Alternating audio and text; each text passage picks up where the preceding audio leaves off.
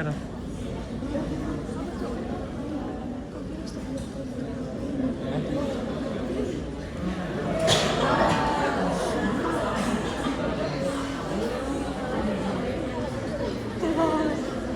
Voting gratis Kosongan Sony.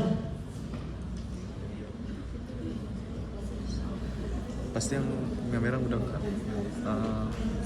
kuning nggak sih?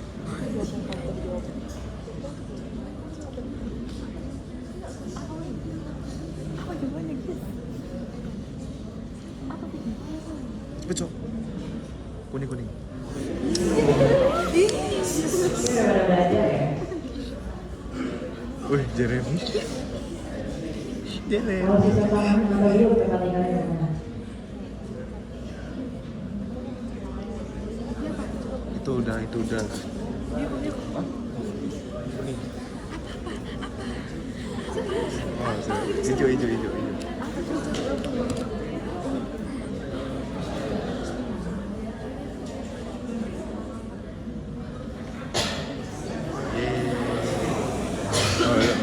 Berarti yang selanjutnya pena jugularis. Yang selanjutnya pena jugularis. Saya tidak terkalahkan. Wes. Mengalami psoriasis dengan jarak.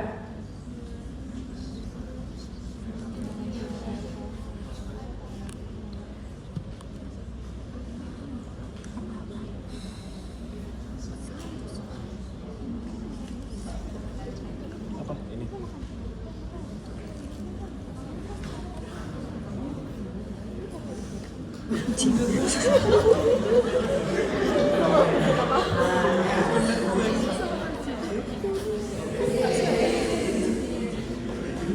Jeremy di joki aja.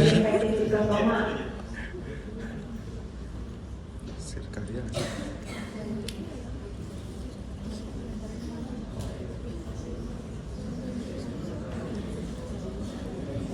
Merah. Udah kelamaan aja.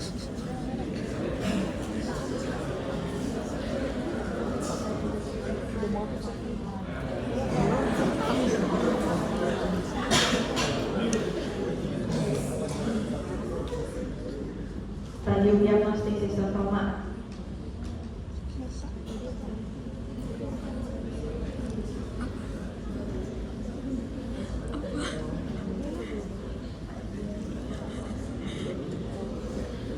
Itu loh.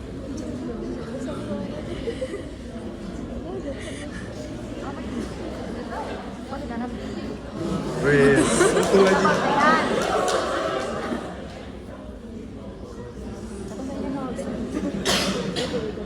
Di gambar ini stadium apa ya?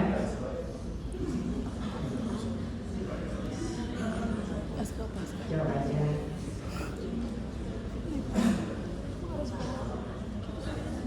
Meta. Spora. Wih, habis waktu. Wih, apa cok? Tidak tahu. Sirkarya.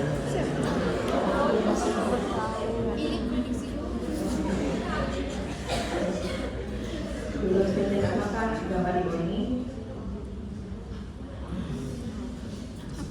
Bentuknya bulat.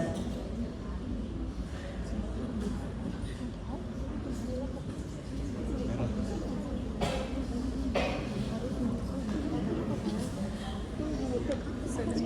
Tahu merahnya.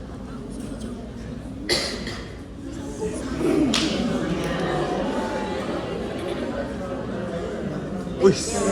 Perlahan dulu. Ini riset apa? Riset apa?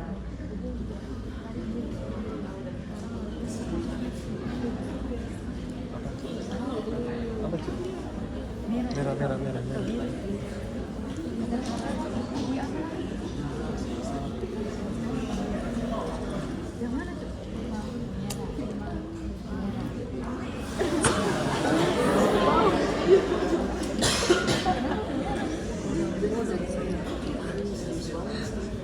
Tapi merah sih.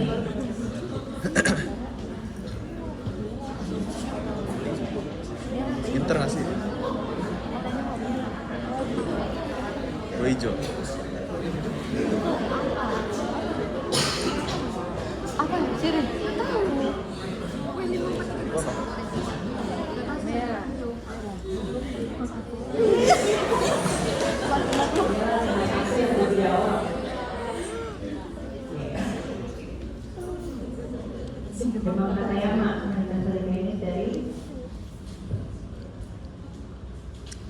Kak, kronik.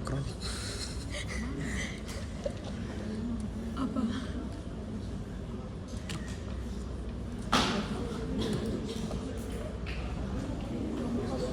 Apa Aska? Biru. Aska biru sedikit tekan. Aska, saya tekan yang ke biru mas. Hah? Dermatitis.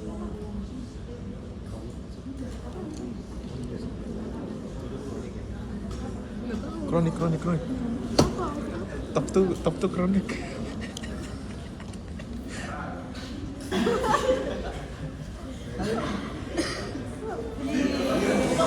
Top tuh kronik sumpah.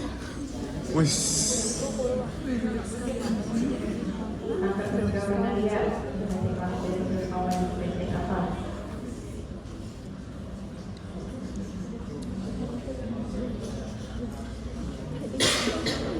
Merah. Hah? Enggak.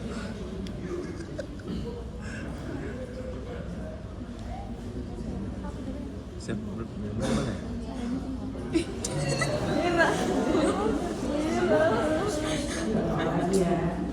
Ini nggak percaya banget sama gue, Jess. Lu kayak musrik. Sekitar Ada itu di pepatahnya ini. apa cepat. Aduh, nge-lag. Kau pakai hotspot? Alpendo itu masih kuning. Hah? Kuning.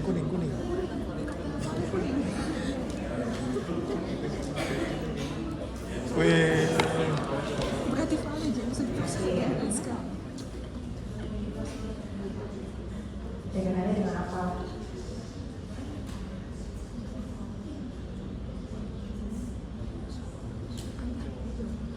Kontak kulit. Atau kuning.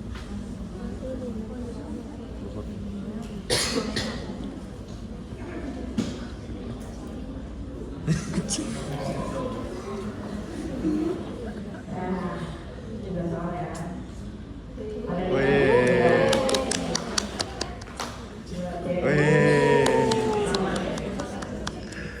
Tapi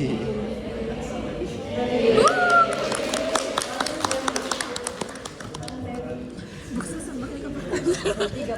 3 orang. Tahu tadi itu yang mana kan? Curang aja.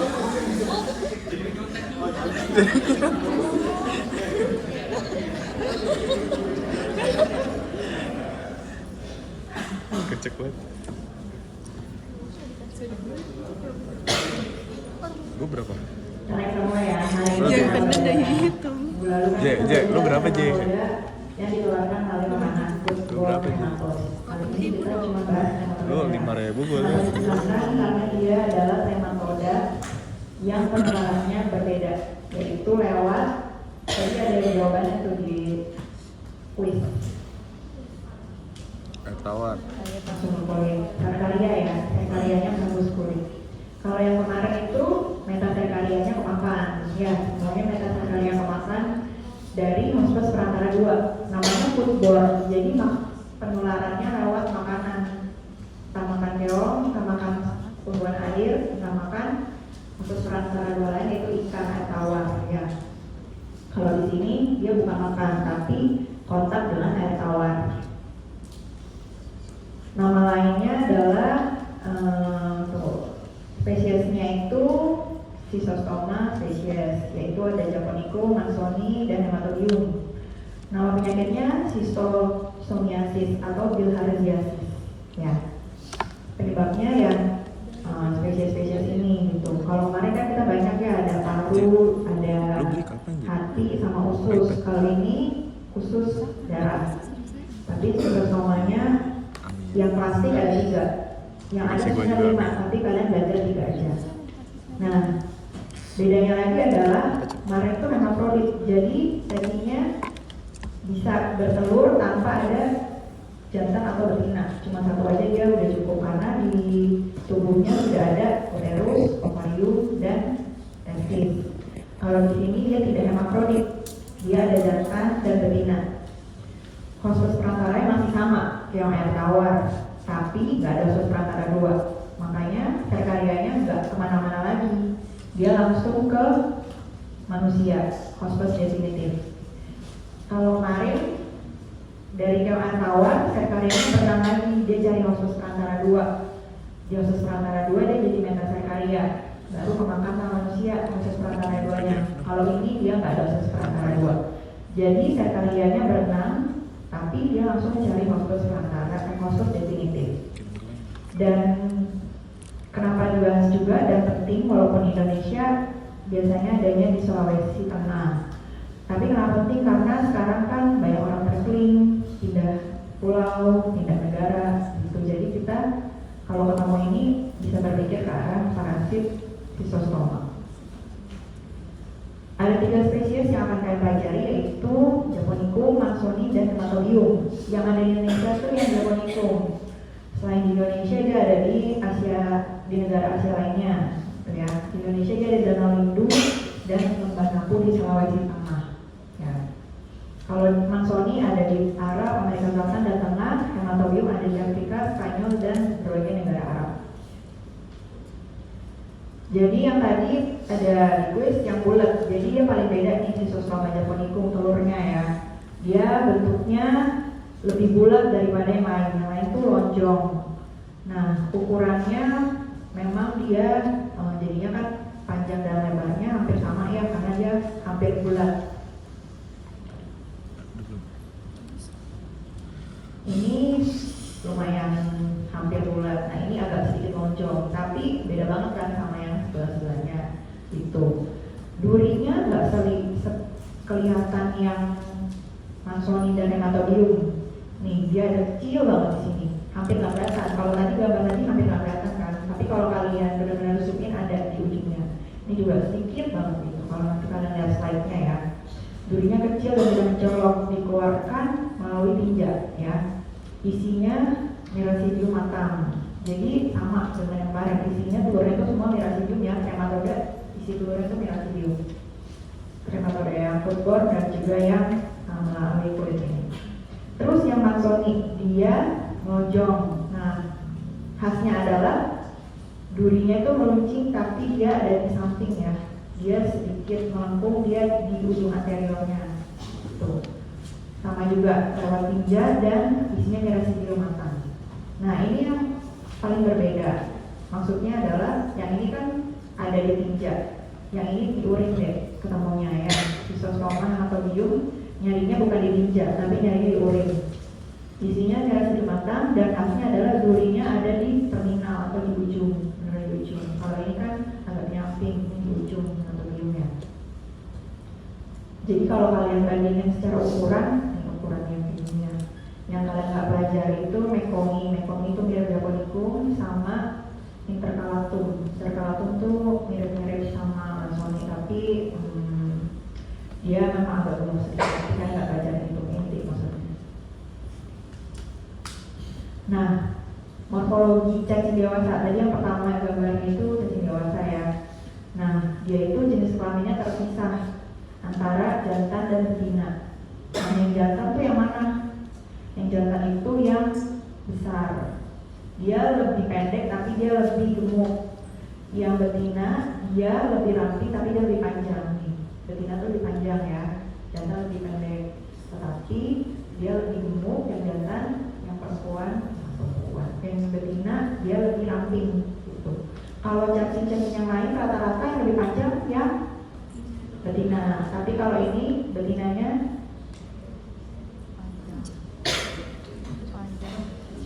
lebih panjang juga, cuma lebih ramping. Biasanya kan udah panjang terus dia lebar kan. Kalau ini dia ramping, dia panjang tapi ramping gitu. Dia ada di dalam kanalis Gynecoporus cacing jantan, jadi dia memang selalu bersama, selalu kayak gini. Kalau kalian baca atau ada istilah, jadi seperti cacing ini lagi memeluk gitu ya, selalu ada di dalamnya gitu. Oke, ini siklus hidupnya. Siklus hidupnya sebenarnya hampir sama, tapi karena dia nggak ada hospes perantara 2, jadi ada yang hilang, yaitu metaserkarianya dia nggak ada metaserkaria. Nah, jadi ada yang telurnya dikeluarkan dari feses dan urin, ya. Yang feses itu hemansoni dan Japonicum, yang urin itu hematobium. Ketika dia di air tawar, dia akan mentas mirasidiumnya keluar dan menembus fosfos perantara yang air tawar. Nah, di dalam air tawar, kayak kemarin kan, di dalam air tawar dia berubah jadi bentuk yang lain, yaitu ini sporokista 1, sporokista 2, dan serkaria. Kalau yang kemarin berubahnya jadi apa?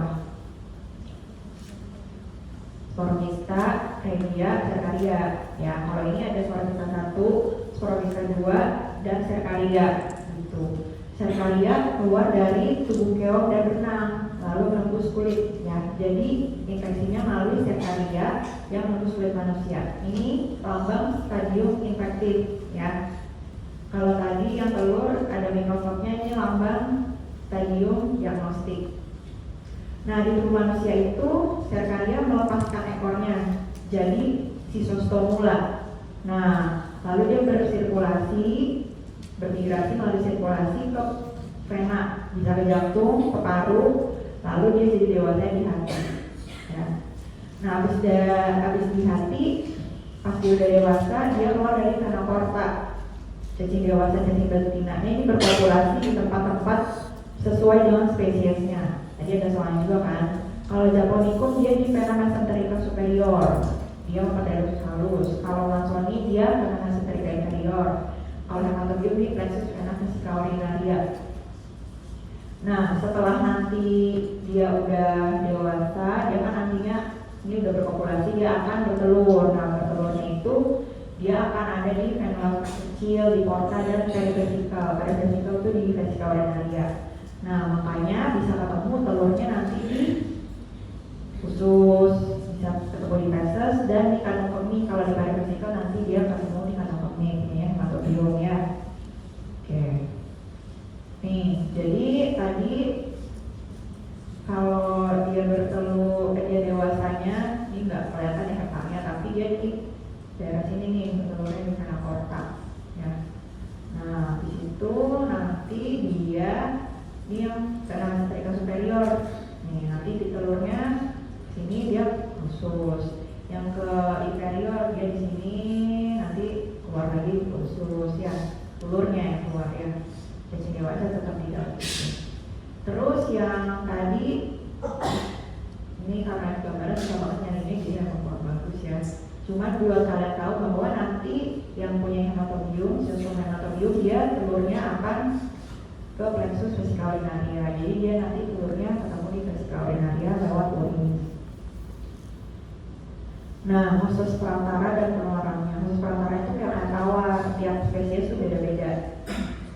Ada Oncomelania punya Japonicum, Diompalaria punya Mansoni, sama Bulinus punya hematobium. Kalau dilihat dari ukurannya, yang Japonicum paling kecil ya, keongnya. Terus Bulinus, baru Diompalaria. Nah, di sini di tubuh keong tadi kan ada dibilang Melisedium berubah jadi sporokista 1, 2, dan serkaria. Ini gambar serkaria deh, tadi juga ada gambarnya kan, cuma beda gambarnya. Ini serkaria, ya. Dia ketemunya di air tawar. Nah, cara infeksinya tadi menembus kulit manusia. Terus patologi di dalam kunisnya.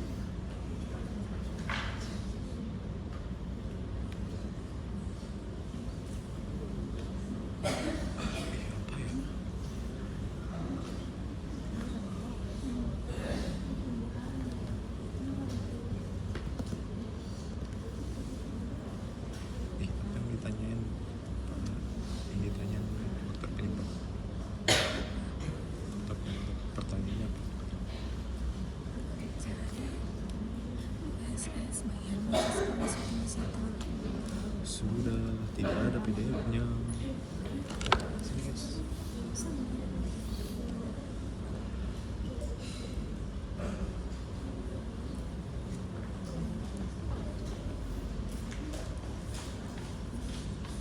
Itu bisa anjir.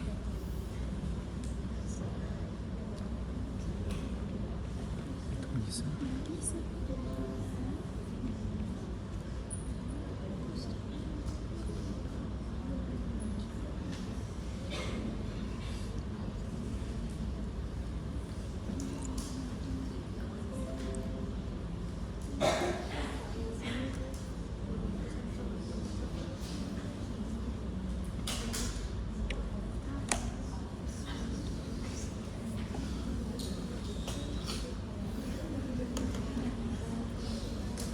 SS aja deh. 33.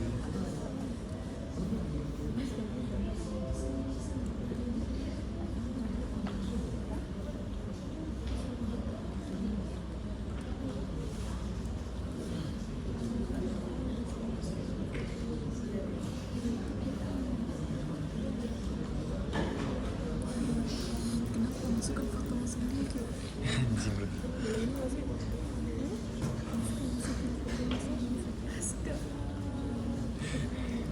Aska waktu ini ya PTM lu ya.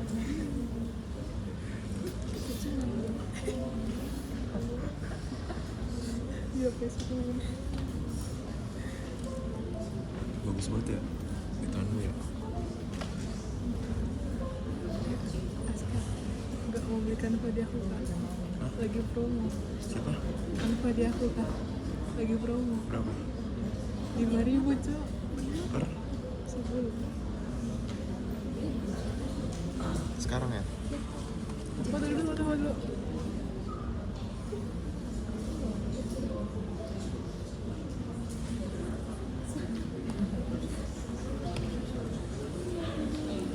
Lama kali.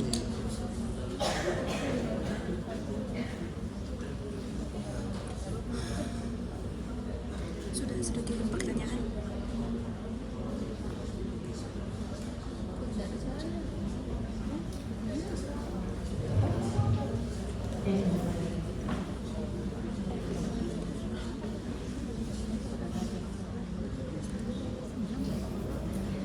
Oke, manifestasi klinisnya ada 3 ya. Ada dermatitis serkaria, ada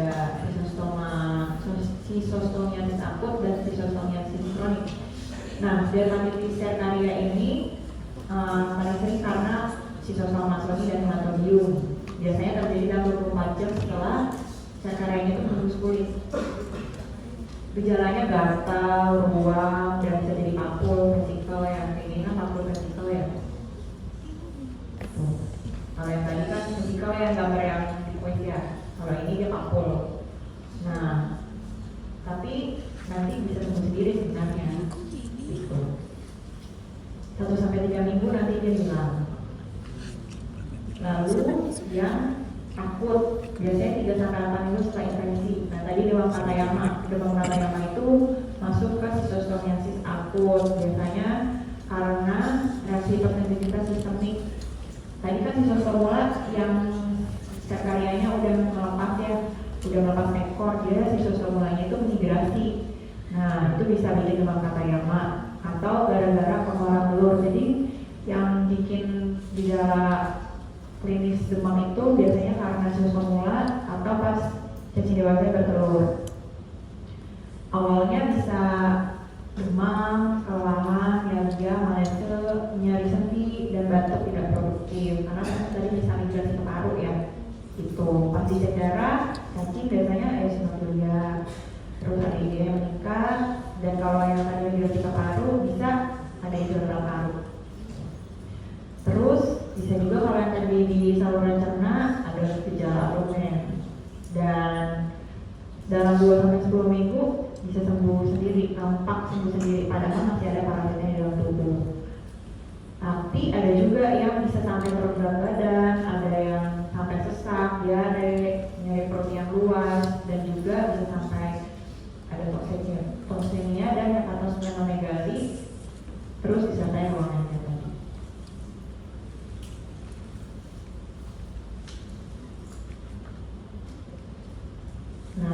bisa pas tadi kan kata yang masih kan reaksi hipersensitivitas ya, dia bisa keluar seperti ini urtikari, jadi kayak orang alergi gitu.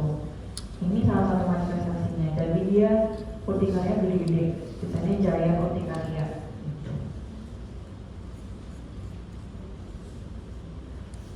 Lalu yang kronik biasanya bulan atau tahunan baru terjadi.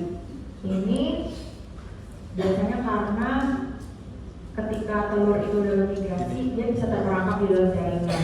Nah, ketika terperangkap di dalam jaringan, dia nanti lama-lama akan membuat granuloma gitu. Jadi dia terperangkap terus nanti lama-lama bisa jadi jaringan ikat atau fibrosis gitu.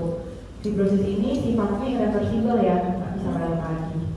Nah, semuanya bisa membuat seperti ini, baik itu yang Japonikum, Marsoni maupun Lamodium, tergantung dari tempat-tempatnya juga.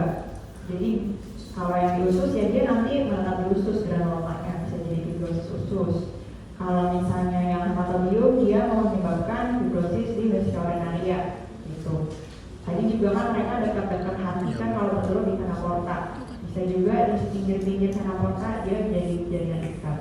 Tapi dari semua manifestasi klinis kronik yang membuat jaringan ikat itu atau fibrosis yang dinyatakan berhubungan dengan kanker itu adalah schistosoma hematobium. Gitu. Schistosoma hematobium kan tadi di vesika urinaria.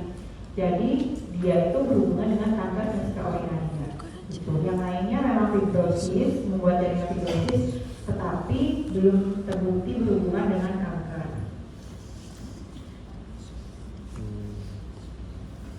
Ini contohnya. Tadi selain bisa di vesika urinaria, dia juga bisa bikin hidronefrosis gitu.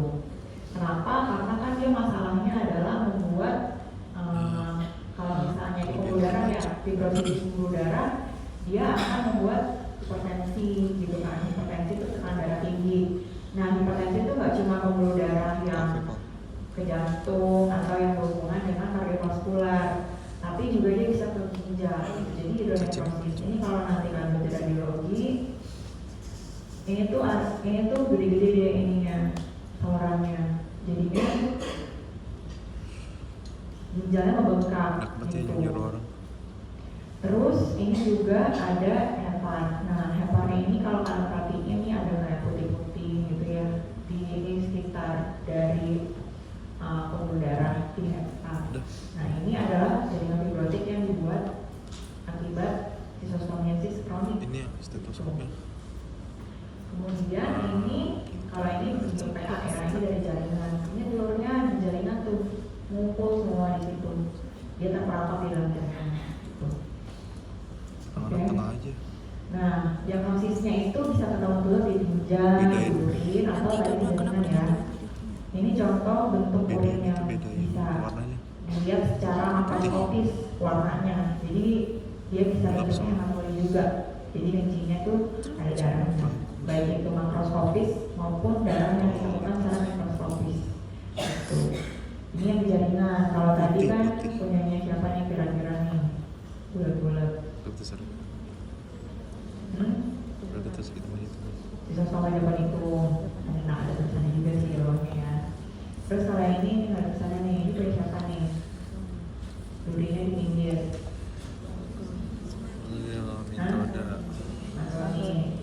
Nah, kalau ini ketika dewasanya deh bisa juga ketemu di jaringannya. Tapi ini harus dibedakan antara spesiesnya. Cuma bila cacing dewasa, schistosoma spesies, schistosoma SPP titik. Ya. Tata laksananya sama dengan hematoda yang lain, kayak kemarin kan praziquantel. Nah, tapi yang kemarin yang beda punya siapa? Ingat? Yang bukan praziquantel, Sclerotica, dia trichodental ya. Jadi semua hematoda rata-rata praziquantel ya pengobatannya. Karena ini tidak endemis, biasanya dikasih pengobatan massal, tidak beda dosis, tapi kalian nggak ditanya sih dosisnya ya. Ini kalau praziquantel.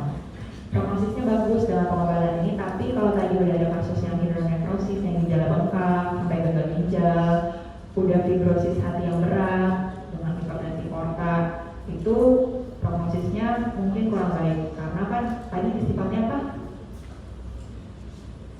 irreversible, ya, tidak bisa kembali, dia akan begitu terus jadi fibrotiknya. Cacingnya hilang, tapi kemungkinan proses yang sudah terjadi nggak akan kembali lagi. Pencegahannya apa? Sama kayak kemarin, pengobatannya tuntas ya, supaya nggak ada orang-orang yang ngeluarin lagi. Terus tidak BAB sembarangan, karena ini khusus di air tawar, jadi ya nggak BAB sembarangannya di danau, sungai, rawa gitu. Terus tidak kontak kulit dengan air tawar, terutama di area endemis gitu. Kalau di Indonesia tadi gimana endemisnya? Di apa? Di tempatnya? Nama danaunya? Danau apa?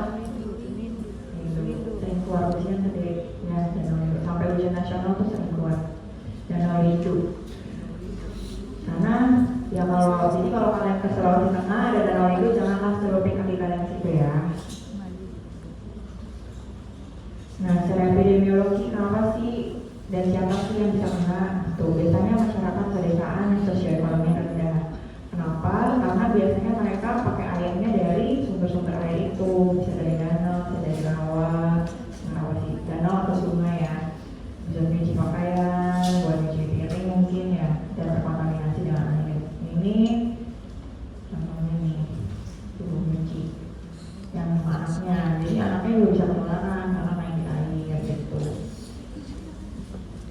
Petani dan nelayan juga bisa, karena petani mungkin ya nggak pakai walaupun pakai alas kaki, tapi kalau dia nyelup ke air kan bisa juga kan lewat kulit yang kotor lainnya gitu.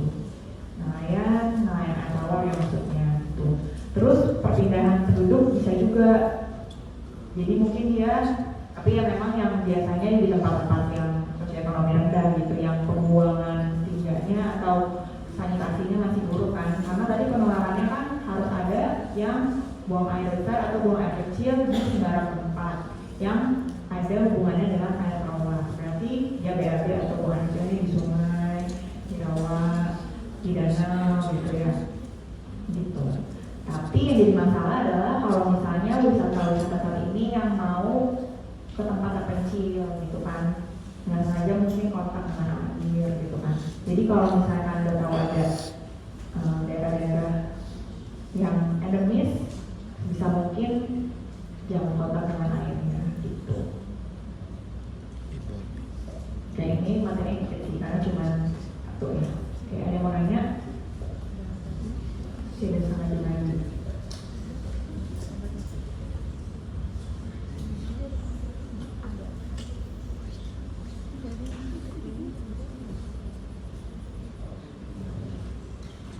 Namanya?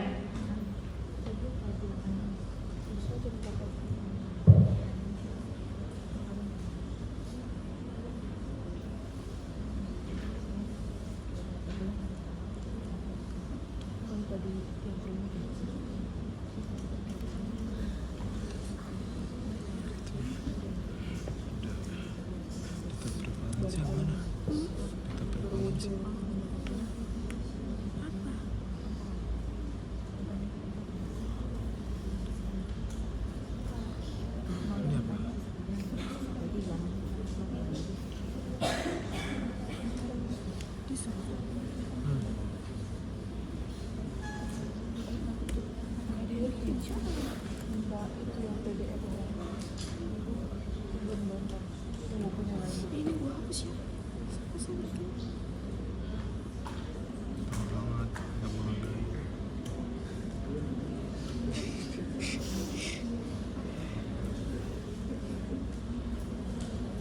Tanya dulu, Cok.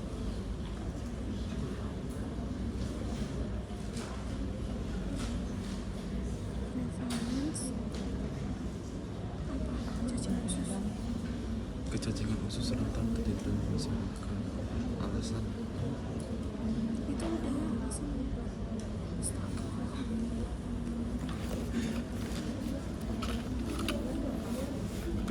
grafik prevalensi cacing usus di Indonesia.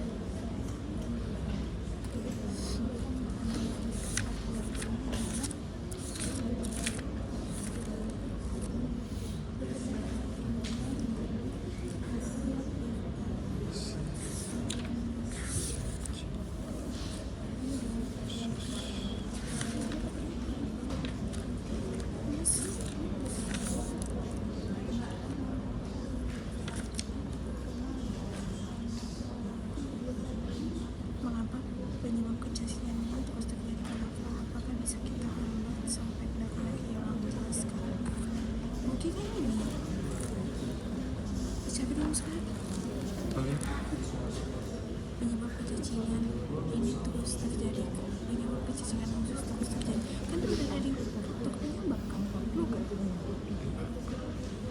Lu maksudnya? Itu pendapatannya rendah, jadi kayak gitu Faktor sosial ekonomi berarti ya? iya, sosial ekonomi ini rendah. Terus apakah bisa kita angkat ini sih pertanyaan ini? Apakah kecacingan usus bisa kita translate dulu deh?